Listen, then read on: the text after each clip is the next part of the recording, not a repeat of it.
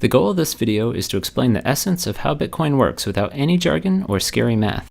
It is not, however, an introduction to what Bitcoin is or why it matters. For that, check out the great intro video at bitcoin.org. With that said, on to how it works. Bitcoin lets people exchange money electronically as easily as sending an email or text. To send money, you use what's called a wallet app to type in an amount, enter or scan a recipient's account number, and hit send. The recipient will then see the money pop up in their account. So how does this work? At a basic level, Bitcoin is just a ledger with account numbers and balances. When Bob sends Carol 5 Bitcoins, his balance goes down by 5 and Carol's up by 5. There's no gold or government-issued money backing these numbers, just people's belief that the numbers are worth something, and a system that prevents unfair changes. Part of this system makes sure no one can spend money from someone else's account. Every time you hit send, your wallet app sends a message to the Bitcoin network describing how the ledger should change, including the sender's and recipient's account numbers and amount to transfer. So what's to prevent a thief from creating a message transferring money from someone else's account? Bitcoin requires a kind of signature on each message to prove that it was created by the true account owner. The signature serves the same purpose as a handwritten signature on a paper check, but it's based on math rather than handwriting. The math comes from the world of cryptography, which is normally used to hide secret messages, but in Bitcoin has been repurposed to prove ownership.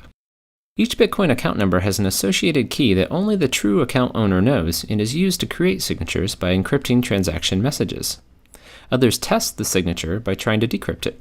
If successful, they know the signature was created by the true account owner. In addition to not relying on handwriting analysis, these math-based signatures can't be copied and reused on other transactions, since the signatures are unique to each transaction.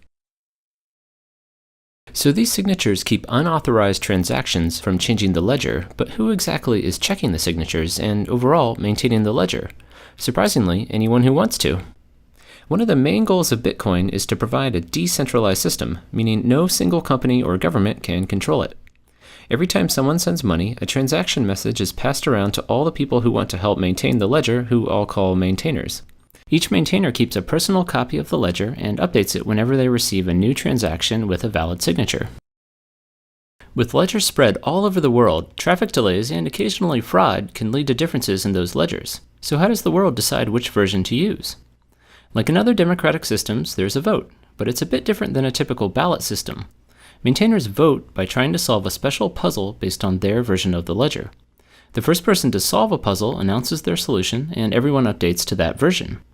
So the vote turns out to be a kind of mathematical race, but it's designed to favor the majority's version. This is because the more people there are working on a particular version, the faster it will be solved. Because new transactions are constantly being generated, this voting process repeats over and over again so maintainers can continually agree about new transactions. So why math problems instead of, say, emailing in votes to decide on a ledger?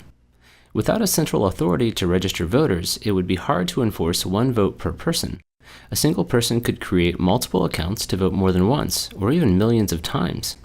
The math problems prevent this by making each vote have a cost in computers and electricity.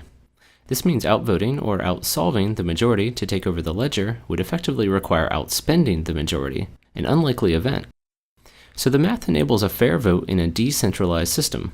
Two more important details about how it does this. To prevent someone from pre-solving a puzzle to win the race, each puzzle builds on previous answers, and the winner is not just the most recent solution, but the ledger version with the most total solutions. The puzzles are also extraordinarily special in that there are no tricks to solving them faster, other than by buying more computers and electricity. It's this property that underlies the entire system and gives people assurance that the solutions are truly from the majority and not a clever attacker. A final note about how money is created.